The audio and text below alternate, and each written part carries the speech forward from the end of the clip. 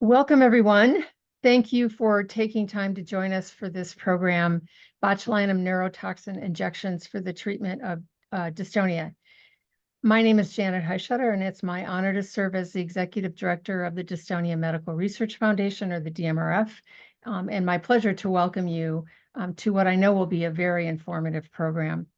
Just a couple of announcements before we start.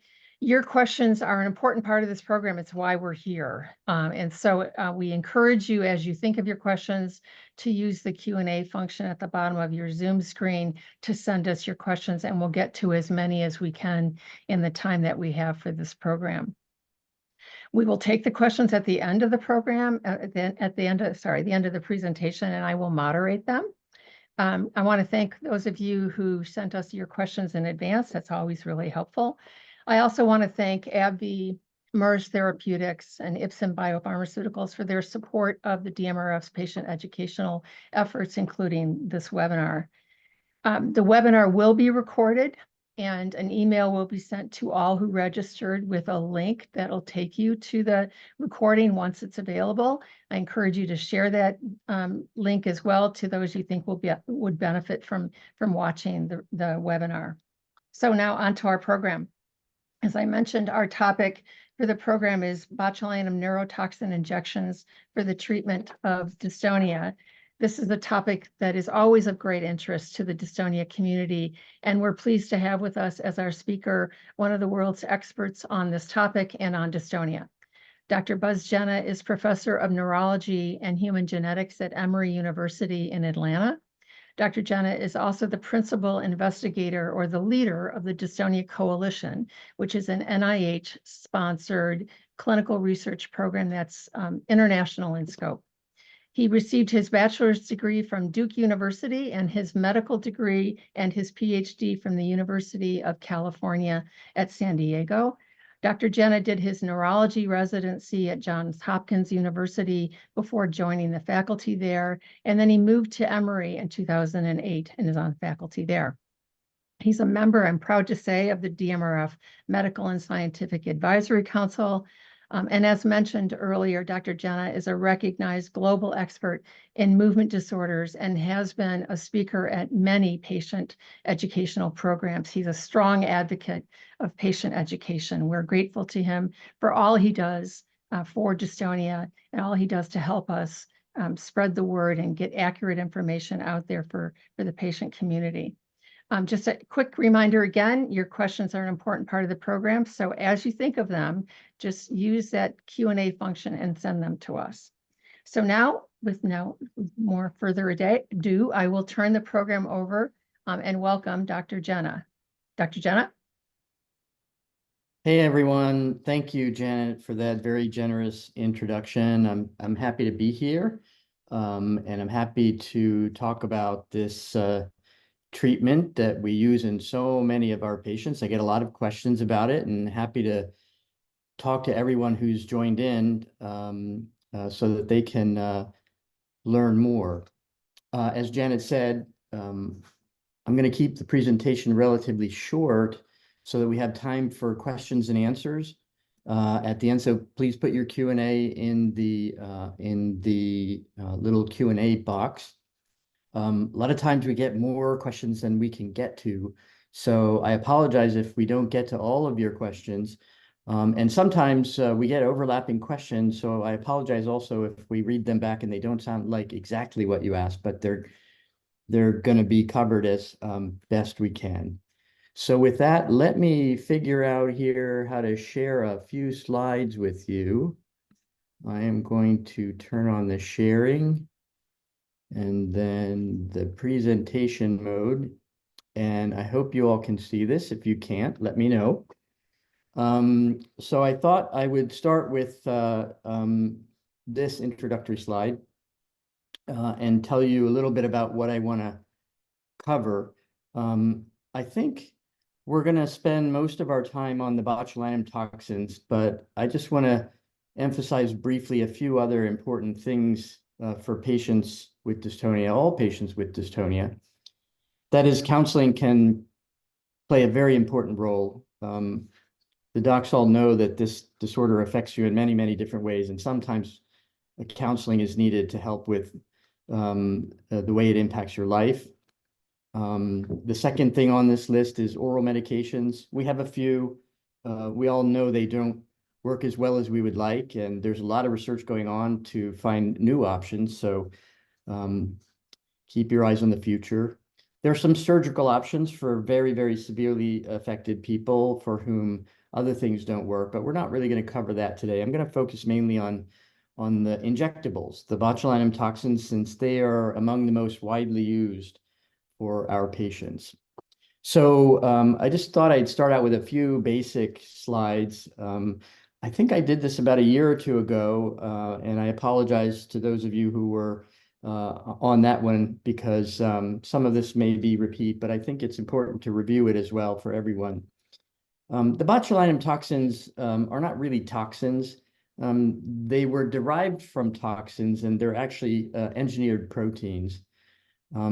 Basically, I like to call them injectable muscle relaxers, not toxins. They stay in the muscle. They don't spread out and go into other regions of your body. They stop muscle spasms, and they stop the pain that is associated with those problems. On the right-hand side, you can see a fancy diagram of what one of these proteins might look like up close. Okay, so how do we use them in medicine? Well, the first thing to know is they have to be injected into the affected muscles, the ones that are most dystonic and most pulling. So that means that picking the right muscle is important, but muscles vary in their strength and size. So picking the right dose for each muscle is also important. And learning these two things can take a bit of time. So you have to find people who are expert in knowing how to do it to get the best outcomes.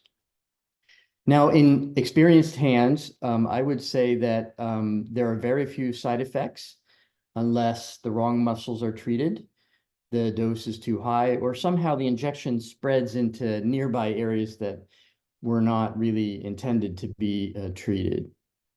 But in general, the side effects are limited and usually transient, and in general, it works quite well for most patients. So I'm going to give you just one example here. Many of you have probably heard about dystonia of the neck, which is sometimes called torticollis. And here in this diagram, which was taken from the web, you can see various abnormal movements of the head. And you can see 82% of patients have what's called torticollis, where the chin is rotated. 42% have laterocollis, which is bending to the side, and then forward bending and backward bending. And these numbers add up to more than 100% because most patients have more than one of these problems mixed together. The important thing to know about this is that every patient with neck dystonia is not the same. They all have different patterns, and there are 23 pairs of neck muscles. So knowing which of those 23 muscles to treat is one of the things your expert needs to know to get the best results. Now, in addition to the neck muscles that you need to know about, which are shown in this diagram here, this is a cartoon, if you will, of a person where the skin has been removed, and you can see some of these neck muscles are shown here. But I'm showing this slide not to point out the muscles, but to point out other things that you need to be careful you don't hit. So these blue things here are veins, the red things are arteries, the yellow things are nerves. So you need to know that you should avoid hitting these things because you don't really want to inject those either. So again, expertise is very important in learning how to do this well. Here's another example, this time blepharospasm, which is dystonia of the face region, and Mage syndrome, which also involves the mouth region. And these yellow dots show the standard approach that a lot of doctors use. But in fact, you have to modify this a little bit because if the problem is squinting and eye spasms of blepharospasm, then you might treat this. If the problem is too much blinking and the eyes won't open, you might need to treat the eyelid itself. And then, of course, if the problem is in the mouth, you might need to treat the mouth muscles as well. So once again here, the doc needs to pay close attention to your problem and decide what to treat instead of sort of treating everyone the same, which sometimes happens. But this takes quite a bit of experience with lots of different patients with different kinds of problems to know what works best. Okay, so next, what injectables are actually available at the moment? For many years, we've had 4 products widely available to most docs throughout the US and many parts of the world, in fact. This is Botox, this is MyoBlock, this is Dysport, and this is Xeomin. And very recently, we've had 2 more that I would call becoming available. This one, Daxxify, has been FDA approved, and it's getting on the shelves now. So some of the doctors already have access to it. This one is another one that is not yet FDA approved, and probably the name will change. But the studies to show its efficacy in cervical dystonia have already been done, so we know it works.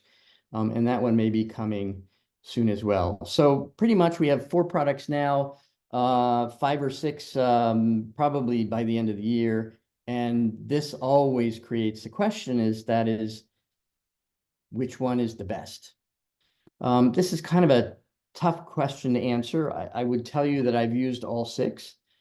I have some patients who have a strong preference for one of those products, and they don't like another. I also can tell you that some docs really prefer one product over another. In my experience, using all 6, there's not a huge amount of differences in terms of peak efficacy or the types of side effects that you might get. And in fact, there are no direct comparisons of products in large numbers of patients, so we can't really say which one is the best. Patients and doctors are different, so this may not be the same answer for everyone. I think another question that I often get is which one lasts the longest? And this question came up a few years back when one of the products had the company encouraging docs to believe it lasted longer. And I think we're seeing this resurgence of the concept that one lasts longer than another with one of the newer products as well. But the truth is that there are no direct comparisons showing the duration in a very rigorous way that compare the toxins and allow us to say which one really lasts longer. It would be great if we could figure that out, figure out that one lasts longer than another, because that would mean that you wouldn't need to come back as many times. Right now, people come back about every 12 weeks or so, every 3 months. And, if you could stretch that to 4 or 5 months, that would be great. But we don't actually know yet that that is feasible. Hopefully it will be, but we don't know that at the current time. And then finally, having had experience with all of these different products, I would have to say that different patients seem to have different responses, or maybe they just have different preferences. So I can't say that one product is better or longer than another at this point in time. Another question I think that I've been hearing a lot lately, particularly because there's 2 new kids on the block, is should I try the new one? And that answer depends on a couple of things. First of all, it depends on your philosophy about trying medicines. So I have some patients who want to try everything new that comes out because they're always hoping that it will work better. I have other patients who say, well, what I'm doing is good enough. I would rather wait. Dr. Jinnah, why don't you try it on some of your other patients, and then you tell me after 6 months or a year if it's better, and then I'll switch. And so I would say that patients have different philosophies on whether they want to jump on the newest thing right away or whether they want to be more conservative and wait. I would say that the answer also depends on your doctor. Some docs are just like patients. They like to try everything new. And some docs like to wait and see how things prove over time. In some situations, it's easier for the doctor's office to offer only one product. They only have to keep track of one thing that comes in, and the nurses make up the same thing every time.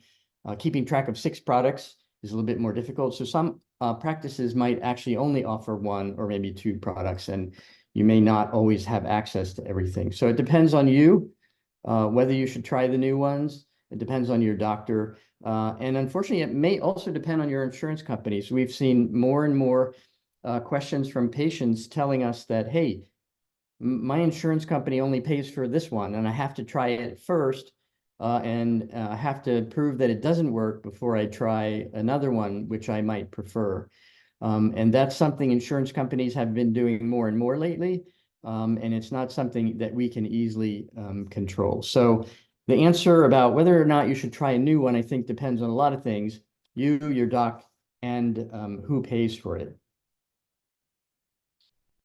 Okay, this is another question that I get a lot. I treat a lot of patients with all manner of different problems with the botulinum toxins.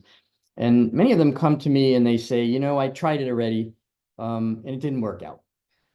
So the first thing I tell them is, well, you know, you need to customize the dose pattern. You need to pick the right muscles. You need to pick the right doses.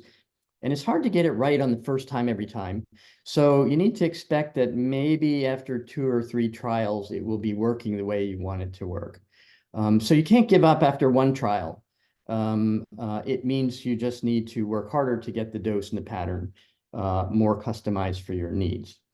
I also have sometimes patients come in, they've tried it 4 times or 6 times or even more times, and it really didn't work any of those times. So then what do you do? In that situation, you may have a particularly difficult to treat condition, and it might be a good idea to find someone who's particularly expert in your problem. That expert, along with you, can verify that the dose pattern you were receiving was the right one for you. And I should point out that some patterns of dystonia are more difficult to treat than others. So, for example, in cervical dystonia that affects your neck, I would say patients with far forward bending of the head like this, where the chin goes down, those patients are often much harder to treat. Another type of cervical dystonia that's hard to treat is a patient with a lot of head shaking. So their head is wobbling back and forth all the time. And we know from the literature that for some reason that particular problem is a little bit more difficult to treat than others. Doesn't mean you can't treat it. It just means it's harder and you have to work harder to get better treatment patterns. So if it didn't work multiple times and you've given it time to get customized for you, then you probably need to find an expert and sort out what's the problem in your situation, because it may be you have one of these more difficult to treat situations. So I believe that is the end of my my slide deck, and perhaps now it would be time to begin to take some questions. I see a load of questions already in the chat.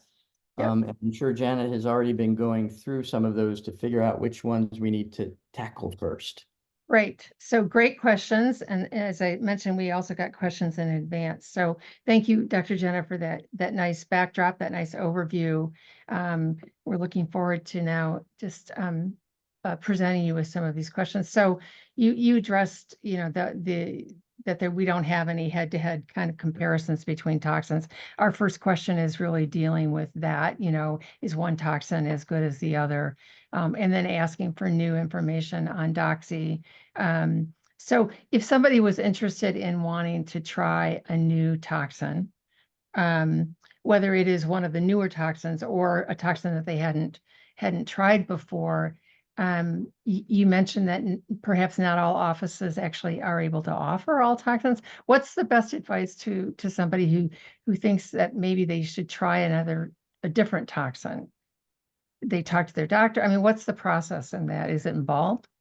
Yeah, I would say that if a patient wants to try something new, the place to begin is by asking their doctor. And the doctor can tell you if he or she is comfortable using an alternative product. The doctor can give you their opinion on whether they think it's worthwhile switching and that the new product is better. And if they can even offer it, because if they can't access it yet, or the insurance won't cover it, then they won't be able to do that. So I think the best thing to do is to ask the doctor about it and see if you can get it there. Now, Janet, you're right. It's true that not all doctor offices are going to offer everything. It's just logistically complicated to do that. And so if you had a doctor who can't offer it or doesn't want to offer it, and you really want to try it, there's not much choice but to go somewhere else and find someone who can offer it. Now that brings with it a whole series of new problems, and that is you have a new doctor dealing with you who doesn't know you. So I'm not sure I would recommend doing that either, but I think time will tell. Yeah. Okay. Thanks. Our next question is really, how long should someone stay on botulinum toxin injections before considering DBS? Yeah, that's a good question. I would say that we tend to reserve the DBS or deep brain stimulation surgery for patients who don't have a good response to the injectables, or patients who've had it for a long enough period of time that they're just fed up going back every 3 months. Remember, DBS is a brain surgery, Mhm. and that comes with different kinds of risks. So surgical risks are generally more serious than risks associated with the injectable toxins. There's risks of infections, there's risk of hemorrhage or stroke, there's risk of other side effects that may be permanent. So that's why we don't jump to DBS first. And it doesn't always work for everyone. So the patients who I see going for DBS surgery are those who don't get a satisfactory response with the injections, or who are somehow fed up with going back over and over again, or have to travel so long that it's just not feasible. So then they go for a surgery, and then they hope it works. Yeah, we've actually heard recently, well, probably in the last couple of years, people who have actually, with cervical dystonia, who've undergone DBS, had fairly good benefit from it, but still need to continue toxin injections to really get full. Are you seeing that much? Yeah, I would say probably half the patients going for DBS have a good response and they don't need injectables anymore, but the other half still need it. So the Yeah, DBS helps them somewhat, but they still have perhaps one region of their body or nagging concerns that won't go away with the DBS, and they still need the injectable. It's just that the baseline is not as severe, so it does help sometimes to have both. right, right. Thanks. So one of the questions we received in advance was, this person says they have generalized dystonia, and are dealing with some drooling, and they find it to be really embarrassing. And their doctor had suggested toxin injections that it will help with that, but they were a little reluctant because they hadn't heard of botulinum toxin being used for drooling. Is it treated? Is it something that can be used for drooling? Drooling, yes. So the botulinum toxins can be used for a lot of different things. We were focusing mainly today on dystonia, but in fact, it does work for drooling as well. In that case, the doctor has to inject the medication directly into the glands that make saliva, the parotid glands. They're right here near your jaw. And it tends to dry up the drooling, and it tends to last longer than we see it lasting in muscles. So yes, it certainly does work. So if uncontrolled drooling is a big problem, it absolutely should be considered. Great, thank you. Um, what might cause a patient to become immune or resistant to botulinum neurotoxin type A or any type? Is there research that's giving us more information on this? Yeah, I would say there's been an enormous interest in what's called resistance. And by that, we mean that patients are treated with medications for many, many years, often. It works well. And then for some reason, it kind of quits working. Not usually all of a sudden, but over time, it just seems to become less and less effective. Now, this is not very common. It doesn't happen to everyone for sure. And it used to happen much more commonly many, many years ago when the toxin formulations were different and the doctors didn't really know how to give it. Nowadays, true resistance is really uncommon. And a more common reason that patients become less and less responsive is the underlying condition has been slowly getting worse over the years. And if the doctor doesn't keep up by increasing the dose for those patients who need a higher dose, then it looks like it's not working as well. So when a patient begins to lose response, I think it's time to stop, sit back, reevaluate. Okay, why are you losing your response? And not jump to the conclusion that, oh, you're becoming resistant and it won't work anymore, because there can be other reasons for that. Yeah, yeah. And our next question is sort of related to that too. What do you do for people who don't respond to toxin injections? So, um, suggestions with that? I mean, it could be the injector, right? It could be a variety of things that for why somebody's not getting good benefit. Yeah, that's a great question, Janet. I see this a lot in my clinic. I see a lot of patients who have complicated forms of dystonia where they've tried the injectables, the botulinum toxins, 2, 3, 4, sometimes a dozen times, and it doesn't work. And so Yeah. they come to me and they want to know what's next. I always tell them the same thing. I say, first, let one of the experts in my center try it before you conclude it doesn't work, because it could just be the product you were using, the dose you were using, the doctor who was giving it, and the pattern wasn't customized to your needs. And I would say that's the majority of people. When they come to me and they say it didn't work and we try it again, we can usually make it work. Now, Yeah. there are some patients for whom we can't make it work, and they really do look like it's not a medicine for them. And in those cases, we think about other options. We think about surgical options like deep brain stimulation for cervical dystonia. There are also eye operations for people with blepharospasm and other things. So if it's really not working, then there are surgical options we consider. Yeah. Can you talk a little bit about how a doctor determines the dose to use? We in the office get calls from people who are in support groups or chat rooms or those kinds of things and say, my doctor only gave me so many units and somebody else is getting more units and I don't feel like I'm getting the kind of benefit. What's that decision process, especially with a new patient, about what kind of the amount of toxin that you're going to use and how you select the muscles you're going to inject? Boy, that's a good question too, Janet.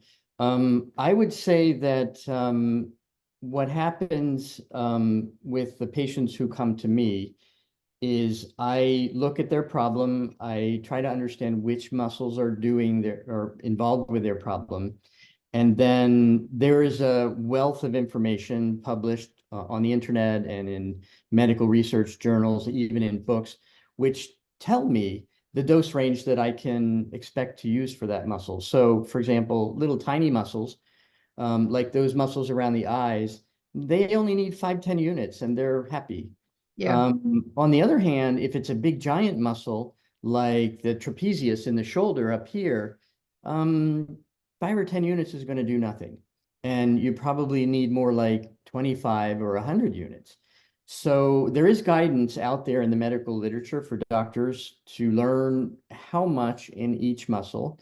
I think the problem is that the dystonias are relatively rare in the community. Many community doctors don't get a lot of experience with patients of different grades of severity. And so they're very uncomfortable with the idea of giving them too much. So they start with little tiny doses and then they go up in little tiny increments.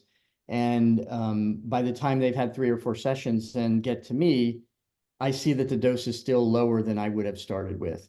So this is a tough question because it really relates in part to the size of the muscle, perhaps the strength of its contraction, and also the guidelines for how much medication goes in each muscle. And that's mostly based on size, but not completely. I know Yeah. it's kind of a complicated answer to your question, but it's basically learning and expertise. Yeah.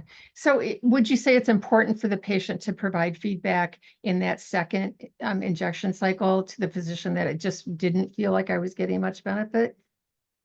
Yeah, absolutely. So for me, and the doctors that I teach, I would say for the first round, I always ask patients to come back in about a month so I can see how well it worked, because it should be working pretty well in a month. And if it's not, then I re-examine and I say, okay, which muscles did we miss? Which muscles did we not give enough in? And which muscles did we give enough in? Then I make detailed notes. And when they come back for their re-injection at 12 weeks, I know what I need to change.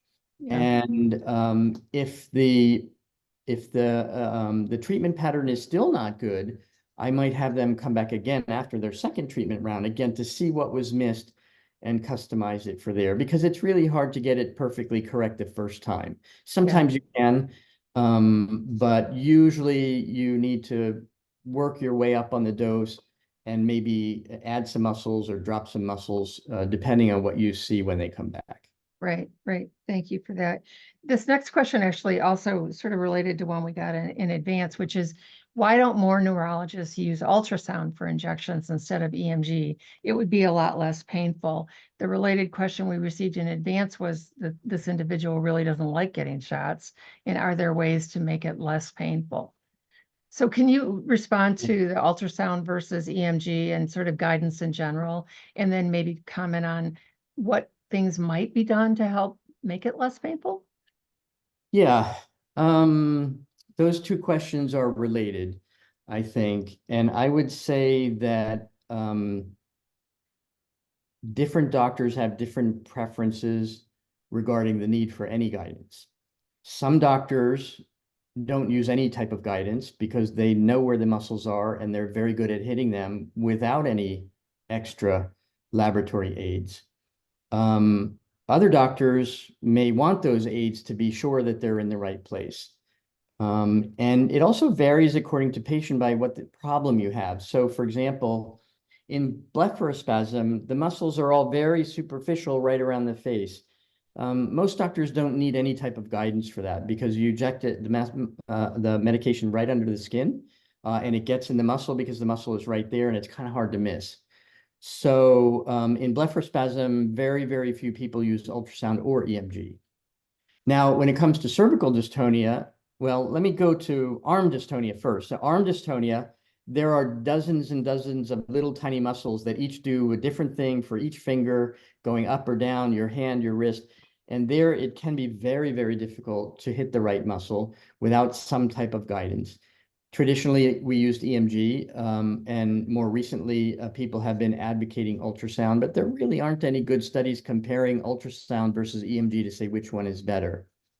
So for a hand, I would say most everybody uses some type of guidance. It's hard to avoid it. But for face, you almost never use guidance. In the neck, it's variable. Some docs like to use it, some docs don't. For me, I would say I use it maybe half the time, and it depends on the person's neck. So if I have a young lady who's very thin and all the muscles are standing out and I can see them very clearly and I can reach them very clearly and the pattern is easy, I don't think I need any kind of guidance, no EMG, no ultrasound, and those patients do perfectly well. On the other hand, if I have a big, large dude, football player type person with a short neck that looks like this, and I can't see anything, in that patient, I might want to use some type of guidance. And in there, whether it's ultrasound or EMG, I would say depends on the training of the physician. I think I hear a lot of patients tell me that EMG hurts a lot more. And I believe that the reason for that is what one of my patients called digging around in my neck. So a needle is a needle. It doesn't feel good, right? No matter where you put it. You want Absolutely. to choose, pass the needle in, inject, and take it out very quickly. I think that what I see with some patients is the doctors really rely on the EMG signal. So they put it in, but they don't hear what they want. So then they move it and they move it and they wiggle it around and then they choose a new spot. And that's what hurts. Yeah. So when it hurts too much with EMG, it's not so much the EMG itself, it's the way the doctor is using the EMG that I think is the problem. And the best way to describe it was what somebody told me, and that was, I don't want digging around my neck like the last guy did. So I think that's where the pain comes from. When it comes to face, there isn't EMG or ultrasound. It obviously injecting the face is very sensitive region. It always hurts, particularly if you have to inject eyelids. There are some creams that you can use, lidocaine creams and other creams. You can either get a prescription, you can even get them over the counter. Some of my patients like to smear it on the injectable areas, maybe 20 or 30, 40 minutes before they get their injection. And that helps a little bit with the pain, but doesn't take the pain away. So that's another option that you can do. Yeah, it's a good suggestion. Our next question also relates to one that we received in advance, which is, and you touched on this a little bit, do injections ever reduce the head tremors or the head shaking? Yeah, that is a type of cervical dystonia that's a little bit harder to treat than others. I would say that patients do benefit from it, but it's hard to get rid of the tremor 100%. So when you have a little tremor or a big tremor, it's almost equally annoying. So I see patients who come back, they've been treated, their tremor is a little bit reduced in its severity, but it's still annoying because their head is wobbling when they're watching TV and reading and trying to cook. So a part of the problem is that most of these treatments don't eliminate the problem, they just suppress a lot of it. And that tremor is very hard to suppress to the point where patients are to the point where they don't notice it anymore. So that's just a tough one to treat. And we all know that. So I usually tell patients who come in with prominent head shaking that, hey, I'll do my best, but this is not an easy one to treat, and we'll see where we can get with it. Yeah. Is there anything that can be done for head shaking? Yeah, bad head tremor often responds to deep brain stimulation surgery. So I think that's an option. The currently available tremor medicines like propranolol and primidone, they don't work so well for head tremor, but there are actually several new products under investigation right now. And we're still at the point where we're testing them for hand tremor. I don't know how well they work for head tremor, but we'll see very soon. Yeah, great. Thank you. Our next question has to deal with if you've been at the maximum dose of a toxin, how long can you stay on that? And is there benefit to switching to a different one? You touched on this a little bit, but so I guess first thing is, how long can you stay on toxin, either at the maximum dose or any dose? Do we have any research on how long people should stay on toxin? Yeah, well, toxin has been around for decades now, many decades. I've seen patients who've been on it for 20, 30 years. It still works perfectly fine. So I don't think that there's a timeline on it. I think when it's done right, it always works and it doesn't stop working. When it comes to the maximum dose, I would say there is no maximum. The package insert that the FDA makes the companies put on their product often gives you the maximum recommended dose, but I frequently find I have to go over that. And I define the maximum dose as the dose where people start getting side effects. So for example, for many of the toxins, the maximum dose listed in the package insert that's recommended is around, say, 300 units. I've had patients getting 500 or 600 units if they need it. And as long as they're not having side effects, that's okay. But I think that staying on that kind of dose for long periods of time is probably okay. What you want to try to do is avoid using large doses very frequently. So say less than every 2 months is probably not a good idea, because then it becomes too much of a hassle for you, for example, to receive it. It becomes very expensive, and there is a risk that it will stop working when you use large doses too frequently. Right, right. There was a question about Doxify. Had it been approved by the FDA, and you mentioned that it has, and it's becoming now commercially available. So if somebody's interested, they should probably talk to their doctor. We have a question that was sent in advance about, is there a toxin that works better for pain? Boy, that's a tough one. First of all, I would say they all work for pain. Is one better for pain than another?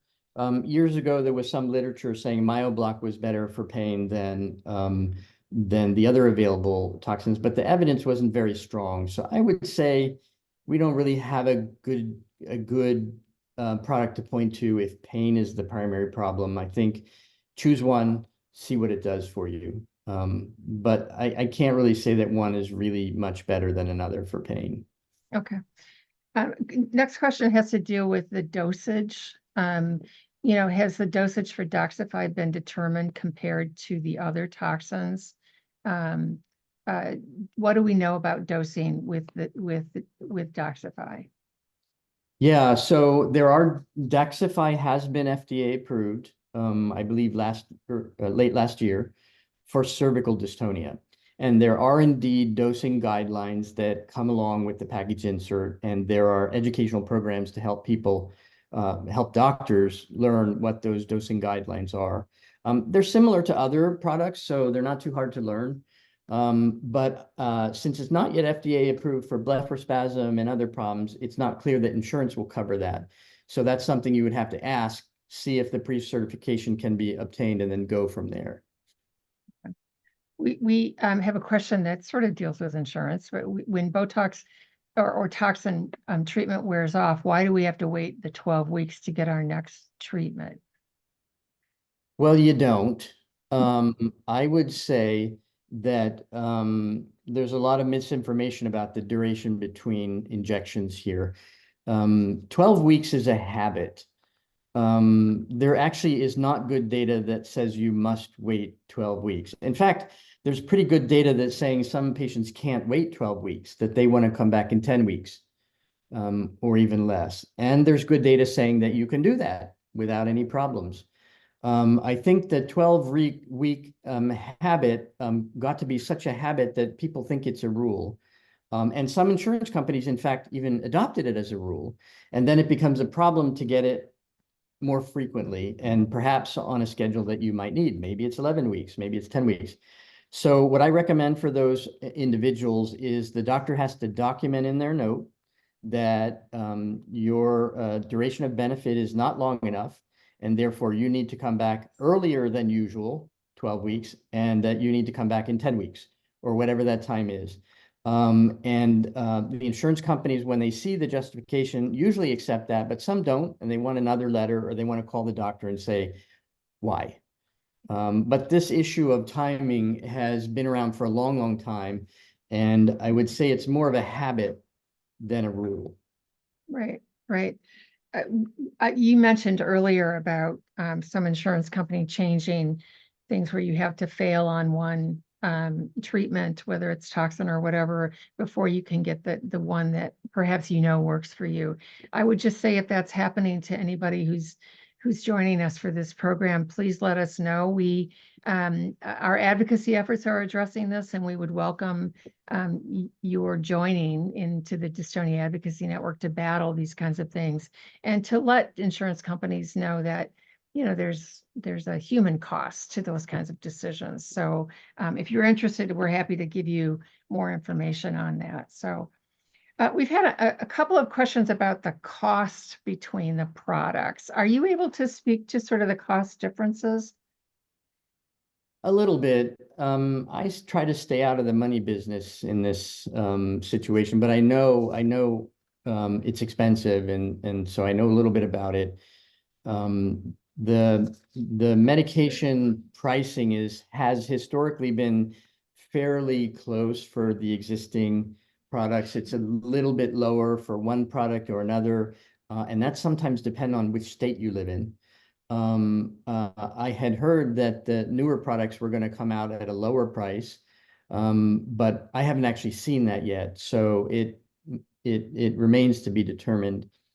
I think most of the products costs are covered by insurance companies, but a lot of them ask patients to pay 20% copay, and that by itself can be pretty hefty amount of money. It can be a couple $100 per session. So that cost does indeed become important. But I would say with the proper pre-cert, the cost differences to the patient are probably not huge. And for patients who have trouble covering that copay extra cost, most of the toxin companies have what they call copay assistance programs. So you sign up and the company will actually reimburse you all or much of the cost that you have out of pocket. Right. And thank you for raising that.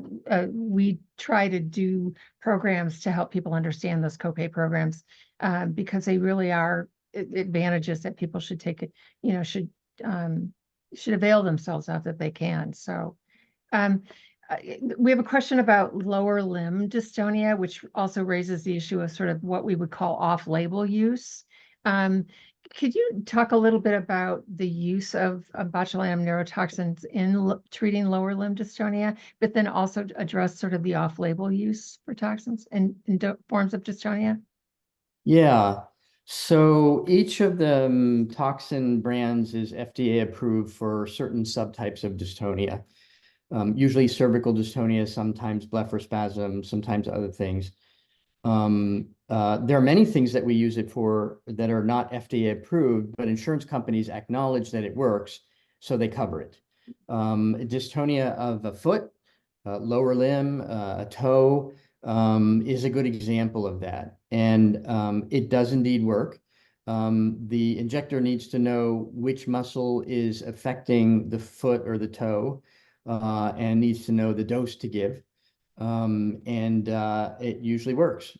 So we do dystonia of the lower limb, whether it's the whole limb or just a foot or just a toe. We do this on a routine basis, and I would say it works reasonably well. Yeah. And we did get a question in advance about laryngeal dystonia, and that they've been treated with a toxin that's worked really well for them, but they have to fight their insurance company almost every time. Why is that? Yeah, laryngeal dystonia is one of those dystonias that has never gotten FDA approved for any of the products. On the other hand, we know it works for laryngeal dystonia. All of the products do. And so the doctors use it, and many insurance companies will therefore cover it. There are some insurance companies that are very picky and they say, nope, not FDA approved, so you can't have it. That is something that I think your doctor just needs to justify with the insurance company, or you as a patient need to go and say, well, wait a minute, this policy doesn't make sense because there's over 100 articles in the medical literature saying it works. And it works well, and it works well for many, many years. So why are you denying me a treatment that helps me with my voice? So sometimes the patient's voice is more important than the doctor trying to get something approved, because insurance companies are supposedly responsive to the patients they help, not necessarily to the doctors that they're paying. Yeah. I think there's also, I mean, we've helped a number of people with their insurance appeals over the years, and I think people in insurance companies are just not aware that botulinum toxins are used for things other than just cosmetic use. So educating insurance company staff it can be really helpful. So we have a question about my understanding is that botulinum toxins are mixed with saline. Does the dilution of the dose make a difference? Yeah, so most of the products come in a vial with the botulinum toxin dried up, so it has to be reconstituted with some liquid to inject it. And we typically reconstitute it as recommended with saline, which is just a salt solution. You can reconstitute it and make different dilutions, and it depends on how much you want to give. So if you want to give a large dose, like 100 units, you might not want to dilute it a lot, because then you'll have too much volume to give. But if you only want to give 2 units, then you have to dilute it a lot so that you're more accurate about the volume you give. So yes, there are different dilutions for all of the products, and it depends on the dose and target you intend to give. Yeah, okay, good. Have you ever heard of shoulder dystonia? Sure. Dystonia can affect virtually any part of your body, and some patients will get it only in one shoulder. Typically, it would be the shoulder and the whole upper arm, but it could be just limited to the shoulder. It can certainly happen. And I think it probably could also be treated with the injectables. Question about it, generally speaking, for those dystonias that are really difficult to diagnose, is there a downside to trying botulinum toxin injections for treatment to see if there's any relief? Sorry, relief for what? Relief for their dystonic symptoms in the more sort of obscure dystonias. Yeah, I do think it's worth trying, because we know it works for most of them. So when I see someone with an unusual pattern, I'm willing to try it because I know how it works. It calms the muscle down, and if that's the problem, then I think it should work. And there were a couple of questions, I think, also about, why do things get paralyzed? Well, they shouldn't get paralyzed. They should get calmed, but not paralyzed. If they're being paralyzed, then it means the dose is too high. That's an easy problem to fix. You just reduce the dose and go from there. Right. We have a couple of questions about, again, long-term use of botulinum toxins. What do we know about long-term use? Long-term use seems to be quite safe. I think I mentioned earlier that there have been patients treated for decades successfully, and it still works. There doesn't seem to be any obvious long-term consequence of the injections. If you stop them, the muscle comes back often to normal.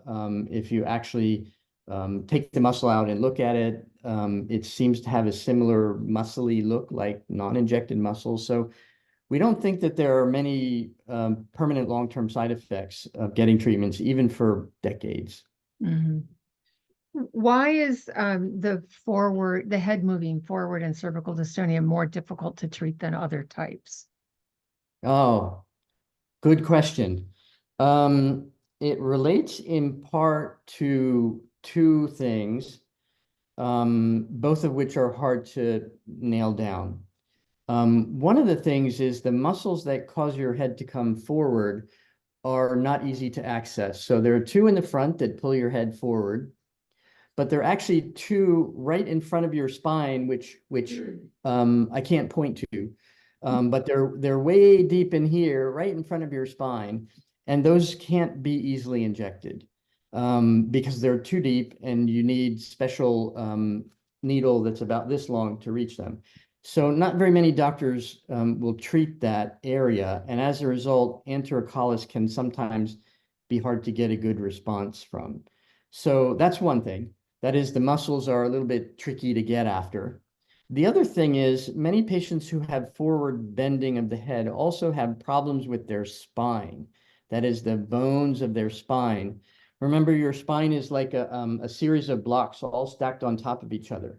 And each block moves a little bit on the other one. And when you have forward bending of your head, those blocks are not in the right alignment. And when that bone problem becomes permanent, then you can't treat that with botulinum toxins. So I think a lot of people with forward bending of the head have two things. One is difficult to reach muscles, and two, many of them have orthopedic problems that don't respond to the injections, and therefore it's harder to treat. There may be other reasons as well, but that's been my impression so far. We have a comment from one of our viewers tonight who says that they had 2 rounds of botulinum toxin injections and it actually made their symptoms worse. Why would that be? Well, I would want to know what people mean, what this person means by worse. Did the spasms that they were experiencing actually get worse, or did they feel worse because they now had a new problem? So those two things would be treated in different ways. If the spasms got worse, then it probably means they weren't getting a high enough dose, and the muscles were being irritated by the tiny doses that they were being given and probably not sufficiently treated. On the other hand, it's also possible to overtreat someone and make them worse because now they have weakness and other muscles have to compensate, so they actually feel worse and they have more pain, but that's an overtreatment phenomenon. So whenever somebody says they got worse, I want to see them and I want to see why. I need to know why they got worse, because the injectable shouldn't actually make the dystonia worse. It usually means the dose was probably wrong. Yeah, yeah. Can you talk a little bit more about what those side effects are from botulinum neurotoxin injections? Yeah, so for blepharospasm, if you injected it in and around the eyes, probably the most common problem I get is bruising. So it's hard to inject this skinny little muscles around the eyes without causing some bruising. So that's most common, but it's not very severe. It goes away in a day or two, sometimes a week. A more significant problem that happens, but far less frequently, is what we call ptosis. That is, the eyes begin to droop closed because they got too much. And so now the muscles can't keep them open, and you need to back off on the dose. There are a number of other side effects that occur as well. For example, your eyes can sometimes get too dry. Sometimes they can get too wet and watery and tearing. These side effects are usually all manageable. They're not permanent. And it really depends on how much you give and where you give it. And if you adjust those parameters, you can often get rid of the side effects. I would say side effects for cervical dystonia are quite different. There, perhaps the most common problem is what we call dysphagia, or trouble swallowing. People say things don't go down as easily. They get a little bit stuck. Usually it's not a big problem, but they notice swallowing is just a little bit more effort than usual. Now, in some cases, it can be severe and people can have a lot of trouble swallowing. But fortunately, these problems do wear off over time and you get back to normal. For cervical dystonia, there also are other side effects. I would say sometimes patients who get too much in one muscle can get what they feel like a floppy head because the muscles are too weak and not able to hold up the head. There's, of course, sometimes pain and bruising associated with the injections, but hopefully not a lot. But those are the common ones there. And for limbs, hands or feet or arms or legs, the most common side effect I think we would see is when you get too much, the targeted muscle becomes weak and then you can't do what you want to do, not because of dystonia, but because the muscle is too weak. Yeah, right. Can you talk a little bit about, for people who have a real sensitivity to medication, how do you go about as a physician determining, that dose, knowing that they have, an extremely sensitivity to all medications? Yeah, so most people who tell me that are referring mainly to sensitivity to oral medications. These are oral medications they take, they go throughout their body, and then they have some side effect that they don't like. This is less common with, I think, the injectables, because when you inject them, they go in the muscle, and within about 10 to 15 minutes, they're in the muscle where they need to be. They're not going to go throughout your body and cause problems. So we tend not to see oversensitivity to botulinum toxins like we do with oral medications. Now, I always talk to the patient about what they prefer when they tell me that. I tell them, look, we can start with a very, very small and conservative dose and treat you just to make sure we don't overdo it. And then over time, we can work our way up very, very slowly. And then we can avoid any concerns about being oversensitive because we're starting so slowly and going up so gradually. Now, I also tell them that if we use that strategy, it could take a long time to get to the effective dose, and they might not want to do that. So I leave it up to them. If they want to be conservative, we do it that way. If they say, no, I'm fed up with this problem, I want you to treat it and get rid of the problem as quickly as you can, I don't start super low and go super slow. I go to a dose that I think is more likely to be useful, and then I work from there. Yeah. So again, communication between patient and physician is really critical, right? So, Oh, absolutely. Yeah. You've got to tell the doctor, how did it work? And then they can do a better job in customizing it for what you need. yeah. So, question, somebody's been getting toxin injections for 6 years from 3 different physicians for in the treatment of their blepharospasm, with really very little benefit. Would now be the time for them to explore a myectomy?